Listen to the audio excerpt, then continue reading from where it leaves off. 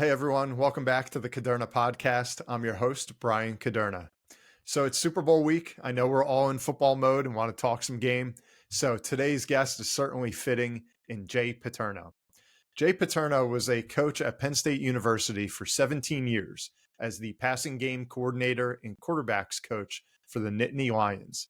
Jay is the son of coaching legend Joe Paterno, but he's gone on to a second act in his career as an author and public speaker. His latest book is called Blitzed, the all-out pressure of college football's new era. In this episode, we take a deep dive into the NIL deals, that's name, image, and likeness, and how literally billions of dollars are funneling their way through college sports and into the pockets of kids playing our favorite games. We also talk about the transfer portal and how you build a culture within a team when your star quarterback or star point guard might just up and decide they want to jump ship and go to a new program across the country, and there's not much that can be done about it. This is a really interesting conversation, something that's fluid, very unique dynamic within college sports that we've never seen before as it becomes bigger and bigger business. So stay tuned for today's episode and my conversation with Jay Paterno. Is going to require work and time and sweat and toil. If money wasn't an issue, what would I be doing? Don't worry about it. You'll figure it out. Change is the only constant. The Caderna Podcast. Further ado, Jay, welcome to the show. Good to be here, man. Yeah, happy to have you. And, we're talking football. I got to start. Who you got, the Eagles or the Chiefs? I live in Pennsylvania, so there's only one answer I can come up with. So that's, it seems like most of the world is rooting against the Chiefs because they think there's some black magic or voodoo with the officials or whatever. It certainly seems that way. But I mean, we got a couple of Penn State guys on the Eagles. City of Philly will go berserk if they win. So I'm kind of pulling for the Eagles. Yeah. I mean, I'll be honest. I'm a Cowboys fan, so usually I'm anybody but the Eagles. But I do love Saquon, and Totally. Yeah, it's cool how his career turned around. So hopefully he has a good showing on Sunday. Yeah. But we'll see. So I know you got a new book out. I definitely want to dive into that. But before we go there, maybe we could take a step back, especially for some folks that maybe are not familiar with you and the family legacy. What was it like growing up and kind of coming into your own at Penn State on that legendary campus? Well, I think the thing is growing up, it's hard for me to really say how different it was because the only, that's the way I grew up. And so that was quite normal for me, Yeah. But I mean, certainly there were good things about it, football games and certain things, bowl trips and being around something exciting like that. But there were also drawbacks in terms of with having a father that was as recognizable as my dad was. And, traveling and things, people would take a piece of him where he was spending a lot of time coaching the team, working with players, dealing with those things. So, you get some great things and then you give some things up. But it put me around, I got to live almost like a Forrest Gump type life where the people I came in contact with, some of them are, from presidents of the United States to CEOs of major corporations, to politicians, to coaches, to professional athletes, to actors, you name it. Yeah. It really became a great life. But once I transitioned to coaching, really, I went away for 5 years to coach elsewhere and then came back to Penn State. I think that was a positive in that I got a different perspective and had to kind of pay my dues before I came back. But then the opportunity to do those things at Penn State was really its home. And it really was very rewarding and fulfilling to have that kind of impact on young people's lives. And did you know growing up, like, was football in your blood? Was it expected you were going to go play, you were going to go coach, or was it everything else too? Other sports or academics? Like, what was kind of ingrained in you? I would like to say it was academics, but my transcript in college might say otherwise. I think the thing is this, my parents encouraged us all to do whatever we wanted. And from an early age, I had just this intense interest in football. So I always kind of knew I wanted to coach. So, I played at Penn State. I didn't play much. I was on the team. But there were guys far more talented than I was. And so, I didn't play a whole lot. But I knew I wanted to coach. So after college, I went into coaching. But it was something I've always been passionate about. But passionate in a way, not just the winning and losing the competition, but also being able to, on a college campus, guys come in and you have a role in their development as people, as human beings. And that part of it's really, really the best part of college football. And part of that's really, quite frankly, lost in the era that we're in now. Yeah, that's what I wanted to talk to you about. I know your book takes a deeper dive into it, but I was listening to Game Day, one of the weeks this year, and I know Nick Saban kind of went off, and he's like, this is the reason I left coaching, referring to the transfer portal and everything going on. I mean, it's almost like, why did that happen? Because it's like we took this beautiful thing, tried to turn it into what just feels like pro sports at this point. And I mean, what are, I guess, pros and cons? What's your take on the whole thing? Well, the whole thing really happened, if you really go back a ways, there was a kid named Jeremy Bloom who played at Colorado. And he was a punt returner, kick returner, wide receiver. But in the offseason, he was a world-class mogul skier, went to the Olympics, won X Games and all those kind of things, and was not allowed to do endorsements as a skier because it would have made him ineligible to play football at Colorado. Ed O'Bannon, who was a basketball player at UCLA, was playing an EA Sports college basketball game, went, wait a minute, I'm in this game, because they had the old teams, the old UCLA teams on, and sued and won. So that really opened the door to NIL, where they're saying, look, you're using these players' name, image, and likeness in video games, or to promote games on TV, or on your team's football poster, or whatever it may be. So they took it to court, they won, and the NCAA has continued to lose lawsuit after lawsuit after lawsuit, to where it has become professionalized. And what NIL was supposed to be was, if someone thinks that your starting quarterback would provide a return on investment by putting him in an ad, the company would do that based on fair market value and the kind of return investment they thought they would get. It very quickly got bastardized into pay for play, where kids are getting paid to promote these collectives, which are pooling money together. And so kids are promoting a collective to raise money, to pay them to promote the collective, to raise money to pay them to promote the collective. It's not really NIL. It's what a lot of people call synthetic NIL, or pay to play. Mm-hmm. And that's where the games really got professionalized, to where now a guy like Nick Saban goes, my best wide receiver is getting calls from other schools and they're offering him $1 million to leave. I'm done with this crap. And it has become professionalized.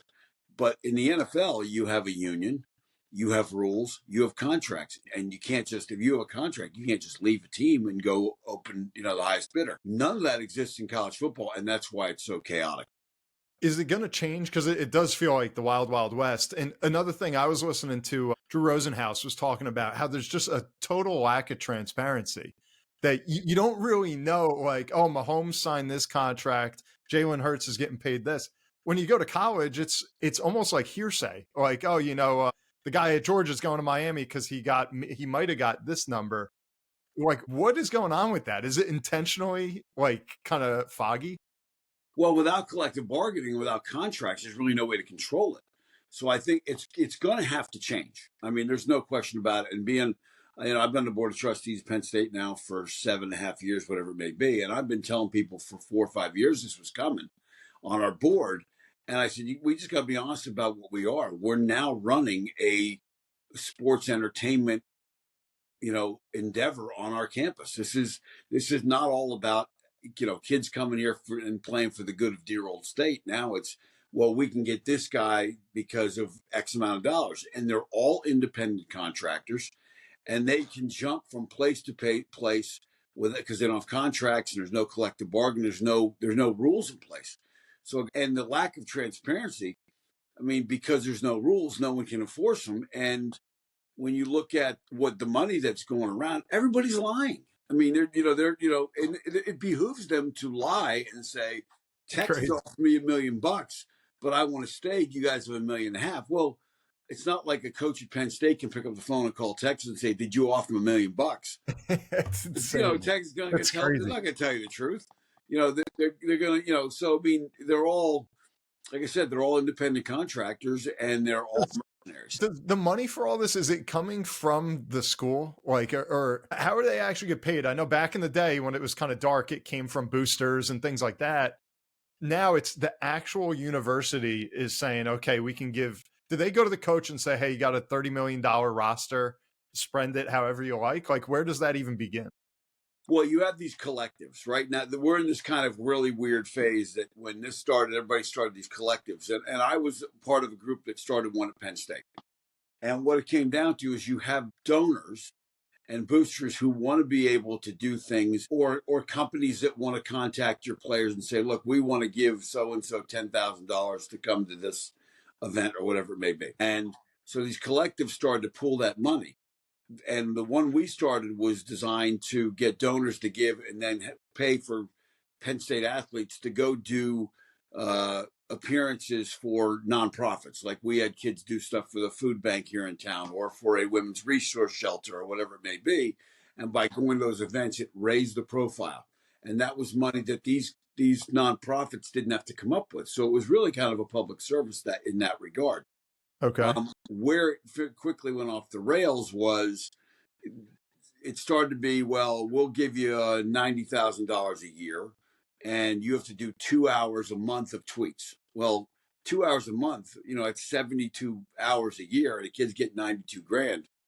If you're going to make that kind of hourly rate, you better go to law school or med school and you won't make that for a while. So it then became this pay to play. So these collectives became these kind of pass throughs where they could go and say to a kid, we'll give you $1 million if you come and play for obviously a Penn State collective is not going to give a kid money to go play at Ohio State. So it's understood. Now, those things are now starting to come in house because now the universities want to have some control, which I think is not a bad thing. And now with revenue sharing coming next year, well, in 9 months or 7 months or whatever it may be, universities are now going to be able to pay right out of their revenues kids to play for their school. So, and that's part of it. Which seems like an unlimited piggy bank practically that they could use. Well, it's kind of capped because there's a lawsuit filed and the NCAA lost the lawsuit, or they haven't lost it, they settled. And the number they settled on is $22 million in revenue sharing for all these schools. So Penn State can go up to $22 million in revenue. It might be 21.5. It varies by day almost. Yeah. But there's going to be kind of a cap to it. Now, the question is, what do you do with that money? Do you give, the next lawsuit is going to be, does Title IX come into play? And does it have to be 50-50 men to women? Most schools have said, we're going to give roughly 16.5 to football, another 3 or 4 to men's basketball. And it's not going to leave a lot of money for women's sports. So that would be a lawsuit. So that may push this thing further down the road. And then within your own team, the question will be, as a head coach and as a program, if we have 16 million for our football program, we have roughly 100 guys on our team. You're looking at 160 grand per guy. Do I give everybody 160 grand? Do I give the quarterback this much? And so it's going to create all kinds of different problems. Yeah, it just seems, I don't want to say a mess, but it's obviously going through a growing phase that has to get figured out. And then outside of the school, these kids can go sponsor anywhere they want, right? They could say, hey, I'm a superstar. I got, 2 million Instagram followers, Taco Bell, pay me X, and I'll show pictures of me eating tacos all day. Oh, absolutely. They can do whatever they want in that respect, right? Yeah. And you couldn't have agents 5 years ago. They have agents now. Crazy. And once money shows up, and a lot of other people show up, it's like putting blood in the water, and the sharks show up because they want to feed too. And what's happening is a lot of these guys, a lot of the agents have identified themselves as marketing agents, and your standard rate for marketing agents is about 20%. Whereas if you're a talent agent or you're a player's agent as it relates to a playing contract, you're looking at 3% or in that neighborhood. So they're they're making these NIL deals, which are really pay to play, and they're taking 20% instead of 3%. So that whole market's got to shake out. And, one of the groups that I've done some consulting with is a group called Advanced NIL, and they have gone to where they're educating student athletes at a number of very, very high profile schools about, these are contracts that are going to be put in front of you. Do you sign them? And they say, yeah, I'd sign them. And you're like, no, because they're going to take X amount of money or whatever it may be. And just to give you an example, and there's an example of this in the book, is in Major League Baseball, agents would go to the Dominican Republic or places like that, and they'd put 150 grand in front of a kid and sign him to a contract. and 150 grand is a lot of money. But they would attach themselves to 5 or 7 or 8% of their lifetime earnings in Major League Baseball. And you start to do some of those numbers for some of these superstars, and you go, 150 grand is a pretty good bet. And some of that was starting to creep into the NIL with the football, where they could go in states where they're allowed to do NIL. They, like Pennsylvania, they could show up to a big time basketball player in Philly and say, here's 100 grand, 150 You're grand. talking like at the high school level? Yeah, at the high school level. Yeah. And the kid signs it, and then they find out, I'm going to go to UNC and be a one and done, or wherever it may be. And they, after that one and done, they realize the agent shows up and says, oh, by the way, I get 5% or 7% or whatever the number is of your lifetime earnings in the NBA. Oh, I didn't know that when I signed that. So the education process is really important for the athletes and their families. Yeah, that's something else, man. And I feel like I was never opposed to getting paid in college. I think that they put so much on the line. Yeah, they're getting a free education. I know that was always the argument. But, you know, if you're on the path to the NFL or the NBA and you have some traumatic injury or whatever might happen, that's where it's like, yeah, you know, it would be nice if they got some of that money up front as a college player. The thing I really don't like is the transfer portal, because I feel like with the money involved in that there's no golden handcuffs even. It's like I can be here today, there tomorrow. You talk about building a culture at a football team. Like, how is that even possible? And what can be done to kind of stem that so that a coach could say, hey, we got a good group of guys here, you know, some 3 or 4 year players. How do you even get that back if kids are just jumping ship left and right? That's the real challenge. And that's one of the things that comes through in the book is, and the book is really, it's what I call nonfiction fiction. Okay. You know, if I sat down, you know, the first one before it was called Hot Seat, and that was based on a lot of things I've experienced as a coach. And I was going to write it as a nonfiction book, and then I realized once you write nonfiction, you've got lawyers involved, you got to clear this, and if you're going to use people's names, and I said, you know what, I'm going to change all the names, make it a fiction book that's based in nonfiction true stories. So that was the first one. This is the sequel to that one, and this one is all again based on real stories. So some of these stories appear in the book, and that's the challenge this fictional coach has is, you know, guys are jumping without even telling him, or, you know, he's going to meet with a guy and the guy's already got his car packed. He's walking to meet with a kid and he sees the kid's car running with the girlfriend in the passenger seat and the car's packed to the gills with his stuff. Jeez. And it's running, you know, and it's like, these are things that go on, or they find out on social media, you know, the kid announces I'm leaving and going somewhere else. So it's really hard to build that kind of roster and continuity when you have those things. And that's really going to be a challenge. And I think it's going to be until you have collective bargaining. And like you said, you know, with the transfer portal, it's unrestricted free agency for every player every year. Yeah. You know, Matt Rule, who's at Nebraska, who I coached at Penn State, Matt Rule's talking about, I really don't want to have a public spring game because I don't want film out there on people to, you know, watch our spring game on the Big Ten network and go, oh, that second left tackle Nebraska looks pretty good. Let's offer him some money and grab him. You know, so, I mean, this is what we've come to. Can a coach right now, with the way things are, can they have the player sign a contract? If they see a recruit where they're like, man, this is the number one recruit, we wanted him, we got him, we'll give you a lot of money, but you got to sign a 3-year deal with an option for, like, can you do something like that so that you can start to lock down a player? Well, they can sign NIL deals that are multi-year that'll have a buyout. Whether you can enforce them or not is a whole nother argument. Because again, this is so in flux right now in terms of where this is. Every time there's a settlement that's all set for the NIL and for revenue sharing, and it's supposed to be settled, you know, in late April so that they can all take place in July 1st. And just this past week, a whole bunch of people filed motions as it related to that settlement that might derail it. One of it being Title IX. So every time it looks like we see the light at the end of the tunnel and we're going to have a set business model.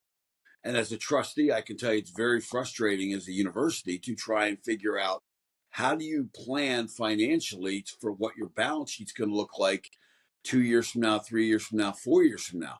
And most universities, even a school like Penn State, a year ago, we had $200 million in revenue, and we came out $100,000 ahead. This year, we were 210 or whatever, and we came out a couple million at maybe 3-4 million. But when you add 22 million in revenue sharing next year, you go, well, now we're 18 million we got to find. Even if we keep things as they were, we're still 18 million behind. So that's going to be a challenge for all these schools. And how many schools can afford to pay that? How do they, if I heard that right, to hop in, like, how do you have $200 million of revenue and your net is like 100,000? Is it because there's that much expenses? You spend like crazy. I mean, even if you look at the big driver of all this spending has been the television revenues. And one of the reasons I think that revenue sharing was inevitable and everybody should have seen this coming. But even though, like I said, I talked to a number of trustees in real time the last several years and said, this is coming, because there's no way to hold it back. You know, when you look at the Big Ten's media deal is $1.1 billion a year. That's just the Big Ten. And the players look at it and go, okay, if my school's getting a 56 or 80, $70 million cut of that, I want a piece of that. So what schools have been doing the last several years is saying, well, we've got this TV money that's just going to keep going up and up and up and up. And maybe it will, maybe it won't. But they're betting on it. So coaches' salaries have gone through the roof. We just set a record for what is likely. We hired a defense coordinator. Penn State hired a defense coordinator away from Ohio State named Jim Knowles. Jim is probably now has the biggest contract in the history of college football for an assistant coach, which is his base is $3 million, 3.1, and 3.2 to be an assistant coach. That's no judgment on his ability as a coach. It's where the market is. 3 years ago, we signed our head coach to a 10-year contract that could be worth as much as, with bonuses and everything, in the neighborhood of $90 to $95 million. And you go, in no other business model in America, when you just look at football revenues, you're looking with TV revenues and things, you're looking in the neighborhood of 100 million, 105 million, whatever it is. Show me another business model where one employee gets 9.5% of total revenues as their salary. I mean, when you put, it that way. Yeah, when you put it that way, you go, this is a really screwy business model. Yeah, it pays to be a head coach. Yeah, oh, no question. And there's been a lot of talk of private equity coming into college athletics. Oh, my gosh. And schools are deathly afraid of it because they're going to – schools aren't. I mean, they don't want it probably, but the reality is if private equity came in, the salary structure, I think, for coaches and things would probably stabilize because they would say, hey, we can't give one guy 9.5% of total revenues for his program. Yeah. Because it's just not sustainable. Does a share of that revenues go into the school? Like, is a football program that says, hey, we're independently raking in 100 million or whatever, does that then kind of like spread itself through the campus and building a new cafeteria or is it like siloed to your football? It stays in within athletics. So, okay. So when you all look of athletics or just that sport? Yeah. So we have 31 sports at Penn State. So we are in all those revenues include basketball revenues, hockey revenues, all the other things, sponsorships, things like that. So when you look at all those revenues, but, and everybody likes to say that our athletic department is self-sufficient, doesn't need the university. However, when you go out and you get bonds for a stadium renovation, those bonds, you're getting a different rate for those bonds because you've got the backing of the university. Our university annual budget this year will be $9.9 billion.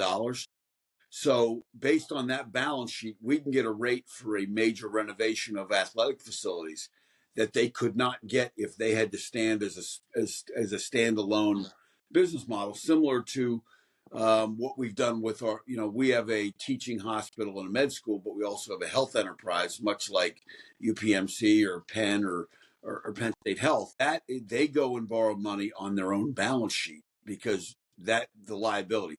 So that's, if athletics had to do that, it would be very, very different in what they could borrow and what they could spend. So they've really kind of had Yeah. Yeah, it almost seems like you're kind of able to get your cake and eat it too with that structure. And it's not profit. And it's like, we're technically not reporting a profit, but it's like, we're not, this isn't, Mother Teresa feeding the poor nonprofit. No, I don't think so. It's not charity, but it should be.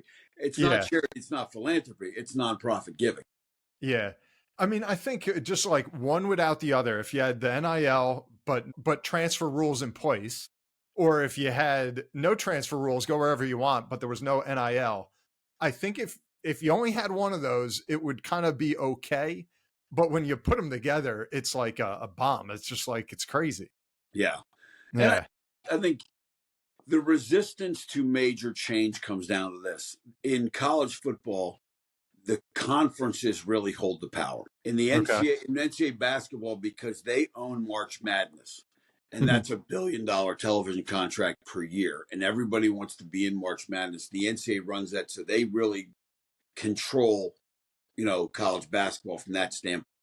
You don't have that in college football because the college football playoff is not an NCAA entity. It's an agreement reached by the conferences. And so the key, the Big Ten wants to go out and get the biggest TV contract because now that gives their schools more money to build things and pay people and gives them a competitive advantage. The SEC is always watching what the Big Ten does and vice versa. So there's no, and when you go to the NFL is doing everything they can to create a level playing field with rules for everybody. The television packages all get split up evenly with everybody. But everybody in college football is very resistant to creating this level playing field. So what is it like? Why does it behoove a Notre Dame or an independent to not be in a Big Ten or something where it sounds like there could be a lot more revenue there? Well, I think the Notre Dame, their television revenue, if they were in the Big Ten, they would get more money year to year. But on the flip side, them making the playoff and getting the finals, they get a $20 million check. Whereas the money that Penn State and Ohio State got for going as deep in the playoffs they did, the Big Ten gets that check. And then they split it with all the schools. Now, it stinks, the year you're in the playoff and do really well, you don't get that money. You have to split the money. But the years you're not in the playoff, you're still getting a check for being in the playoff. So Yeah. it's a way within the conference to try and balance things out and be dependent on each other. Whereas Gotcha. Notre Dame has the ability to take that 20 million and do whatever they want with it right now. Mm. And Yeah, it I might be understand. 20, but that's the ballpark number. Got it. So I don't know, maybe there's not a president of NCAA football or a commissioner. If there was such a position and you were there, what would you do? What would your first move be? Oh, I would literally say to everybody, we've got to level out the television revenues among all the major players so that everybody can compete. And then USC and UCLA, I mean, the reason they come to the Big Ten is because of the TV money. If all the TV money was even among the major conferences, they're still in the Pac. The Pac-12 still exists. They're in the Pac-12, and get these schools kind of back where they belong. That would be number one. Number two, then you got to go revenue sharing. You have to have collective bargaining, and you got to get players to sit down and say, okay, we agree to these things, and this is what it's going to be. Just like the NFL, you got to start treating this like it's the NFL because that's what it is. So Yeah. you need a commissioner, and you need to do those things. And once you do that, you settle down the transfers, you settle down the NIL money, because once people get revenue sharing, now there's not this pay to play. You might still get an NIL deal because you're high profile, and you may get paid more than some of your teammates because you're the starting quarterback or whatever it may be.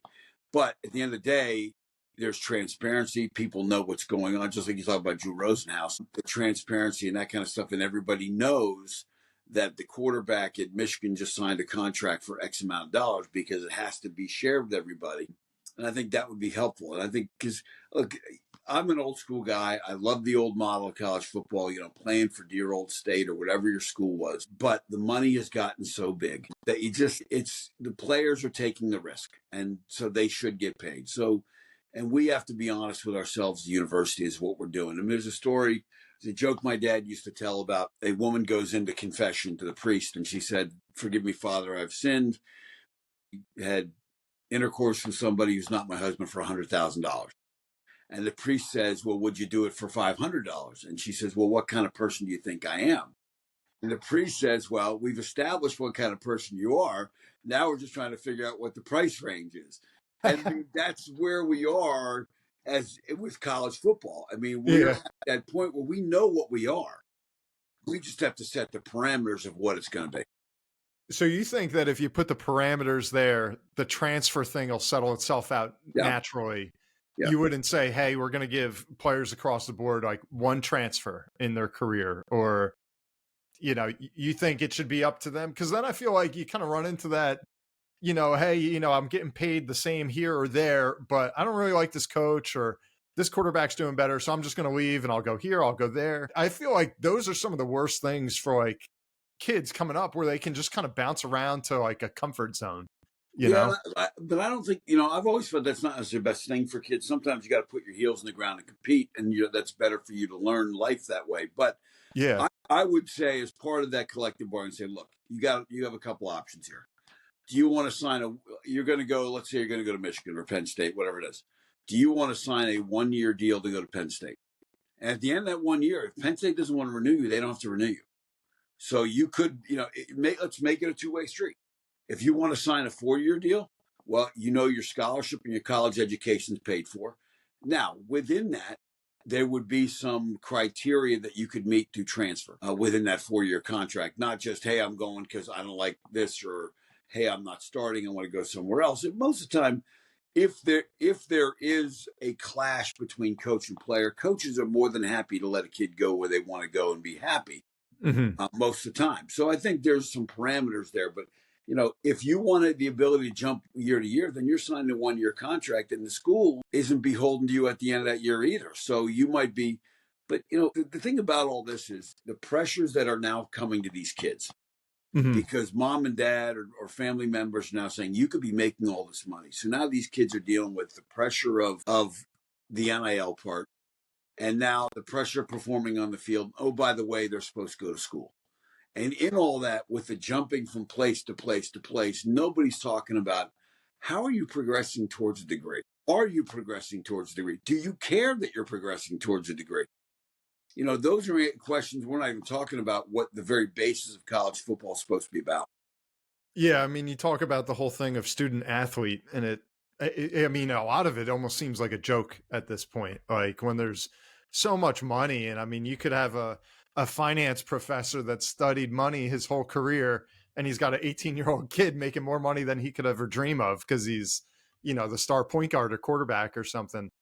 It's crazy. It doesn't feel like a student anymore. Yeah, I don't know. I guess there's good and bad to it. Yeah.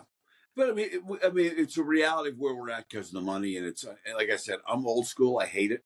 Yeah. But I'm also realistic about where we're at. And that's the hard part about it is we got to look ourselves in the mirror as institutions of higher education and say, what are we doing here? And, there may come a time we should spin the operation off as its own thing, because that's what it feels like. You're going to run into, there's going to be some threats to your academic integrity, because how can there not be? There's eligibility rules and things like that. And with the kind of money going on and that kind of stuff, there is a real temptation to do certain things that you shouldn't do.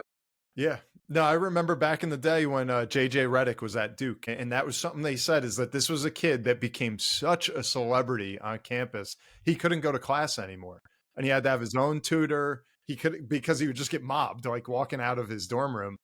And it just seems so novel at that point. But now it's like they are celebrities on all these campuses. Yeah. And social media is only exacerbated. Oh, yeah. I mean, so many of these kids have, when they're high profile recruits, before they even set foot on campus, everybody knows who they are and what they look like. Exactly.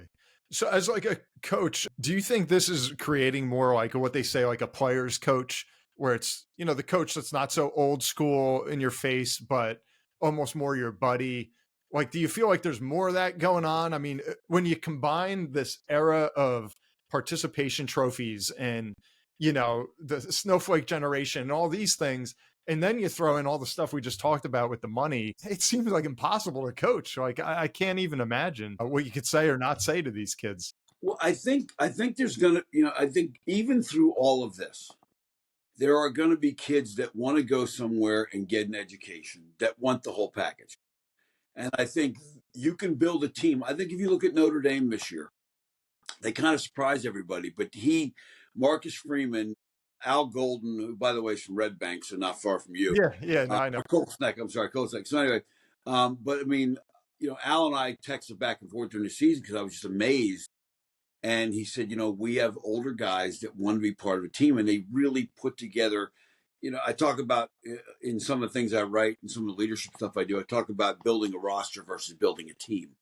Mhm. And Notre Dame probably didn't have a better roster than a number of the teams they played, but they had a better team. And I think that kind of reflected that Marcus Freeman, their head coach, had kind of set a bar that he said, this is what we do here. And if you want to be part of this, great. If you don't, it's not the place for you. And that's really how we always built teams here. It was, this is what we are. If you want to be part of this, great. If not, then don't come, because we're better off knowing that. Now, on the other hand, you can also go out there and be a player's coach who's making sure everybody gets paid the most and build a roster that way, and then build a team around that somehow. That probably will not endure over time if it's always about the money, because there's always somebody out there. Are you ever going to be able to outbid Texas? University of Texas owns thousands and thousands of acres that are pumping oil out. I mean, they're literally selling oil. I mean, it's because they've been given all this land and endowments. They've got, I think, third or fourth biggest endowment in the country, Yeah. ahead of a number of Ivy League schools because of that. Texas A&M, the same thing. So if you look at them, they don't want the rules to change as they are right now because they have an advantage Exactly. over everybody else in the SEC. So those are two schools that money-wise, they can put out as much as they need to. Yeah. And I wanted to ask you too, and I know it's a bit of your opinion, but when you talk about culture, what you just mentioned, build a team, not a roster, and that Notre Dame kind of doing that. On the flip side, I feel like the poster child for doing the opposite is Colorado, and Colorado's done a lot of great things, and you got to give credit to Prime, the way he's generated such a buzz there. But it seems like a house of cards. Like if he was to say, I'm going to the NFL, I feel like the program would just hit reset, Well, I think it hit reset. There's no question, because and it would all depend on who they bring in. But I think there's no question he's raised them to a level of awareness that that they did not have prior to that. He's been honest about what it's all about. He's there are a lot of coaches that still kind of talk the talk about the student athlete and all that kind of stuff, and he's made it very, very clear that you come here because you want opportunities and things like that. One thing about him, you cannot call him a hypocrite. He has been upfront about the approach. He's talked about challenging his kids and having a standard of performance, and that's how you get to the next level. So, I mean, he's not made any secret about it. But, again, that's something, if he stays, how long can it endure? I think he's got enough cult of personality that he could do that sustainably over time, but we'll see. Yeah. Yeah. Time will tell. So kind of switching gears a little bit, what, I guess a little bit related to this, what was your favorite part about coaching? Maybe what do you miss most? And on the flip side, what's the worst part about coaching? I think the best part about coaching really was the interacting with people that you can actually have an impact on their life. I mean, I still have guys that, when I bump into them, they'll say, oh, remember when this happened and that happened? And that's really rewarding. Like, this really changed my life, or that scholarship changed my life because I was the first member of my family to go to college. Those kind of things are really, really rewarding. I miss that a bunch. I miss game day being, with the headset on, and like if someone said to me, we're going to drop you into one situation in coaching, and you get to coach that situation for the afternoon. I would want to have the ball at our own 25-yard line, down 4 with minute and 20 to go, minute 30 to go, and maybe a timeout or two, and have to win the game. That, to me, I loved those kind of moments where it was okay, because that's when you find out what you have. I mean, that's really when you find out what you have. Stuff that I didn't like, the things I don't miss, knowing that every night you go to bed, the phone might ring at 12:30 at midnight. That's because in the NFL, guys get in trouble. You just sign somebody else. In college, you have a kind of in loco parentis role with these guys in terms of that they step out of line, they make mistakes, and they're going to do it because they're 18 to 22. I mean, I remember how stupid I was at that age, and you're going to make mistakes. But I mean, if you get that call at 12:30 at night, it's not your academic advisor telling you that your star quarterback made Dean's List. Yeah. It's not good. So, I mean, those are pressures that, coaches in college deal with. And a lot of guys have, I think you're going to see a lot of guys transitioning to the NFL because they know that part is, there is some off downtime as it relates to, I don't have to deal with if the guys get in trouble, that's on them, not me. Yeah, and I think it's so interesting seeing like a Bill Belichick come down to the college level to UNC, and it's like you take on all those other roles almost of like coach and dad, versus at the NFL where it is blatantly business, and that's that. So yeah, but this has been great, Jay. I mean, I could talk about this stuff all day long. Really, really interesting. Where could people find your book or maybe learn more about all this? Well, you can go to my website is jvpaterno.com, Jay, the letter V, paterno.com. You can get the book there. It's on Amazon. It's on pretty much any place that online you can get books. And then, but that website's the best place to get information on it. Read the prologue is on there if anybody wants a sneak peek of what it's about, as well as the other books that I've written. So that's probably the best place to find me and contact me as well. And I'm on all the social medias at Jay Paterno on, what do we call it now? X? Yeah, I think so. Twitter. X, and then Instagram is JV Paterno. Okay. Facebook, all those kind of things. So I'm out there. Yeah, I'll throw it in the show notes. It's not hard to find. Definitely. And I guess last question, would you ever go back to coaching? Yeah, I think so. I mean, but it's just a matter of one of those things that if the right opportunity presented itself, certainly I would consider it, because it really is something that's still, if anybody says they don't miss it, it's probably not being completely honest with you if they were in for the right reason. Yeah. Yeah. No, I love seeing some of the like big name guys like a Brett Favre or someone go back and coach in high school. And it's cool to see that come full circle. But thanks again, Jay. We'll put all the info in the show notes. Maybe we'll have a round 2 at some point as all this kind of shakes out. Anytime. Yeah, it was a pleasure talking to you today. Take care, man. Thanks. All righty, everyone. Thank you for tuning in to another episode of the Caderna Podcast. Again, please like, review, subscribe wherever you're watching or listening, and we will see you next time.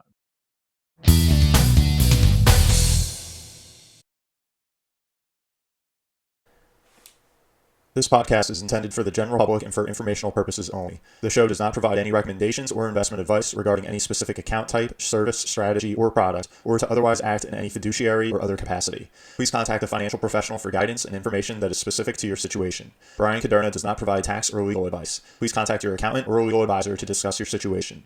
Guest speakers and their firms are not affiliated with or endorsed by Park Avenue Securities, Guardian, or Caderna Financial Team, and opinions stated are their own. All investments contain risk and may lose value. Past performance is not a guarantee of future results. References to specific securities, asset classes, and financial markets are for illustrative purposes only and do not constitute a solicitation, offer, or recommendation to purchase or sell a security. Brian Caderna is a registered representative and financial advisor of Park Avenue Securities, LLC, PAS. OSJ 300 Broadacres Drive, Suite 175, Bloomfield, New Jersey, 07003. Phone number 973-244-4420. Securities products and advisory services offered through PAS, member FINRA SIPC. Financial representative of the Guardian Life Insurance Company of America, Guardian, New York, New York. PAS is a wholly owned subsidiary of Guardian. Caderna Financial Team is not an affiliate or subsidiary of PAS or Guardian. California Insurance License Number 0K04194.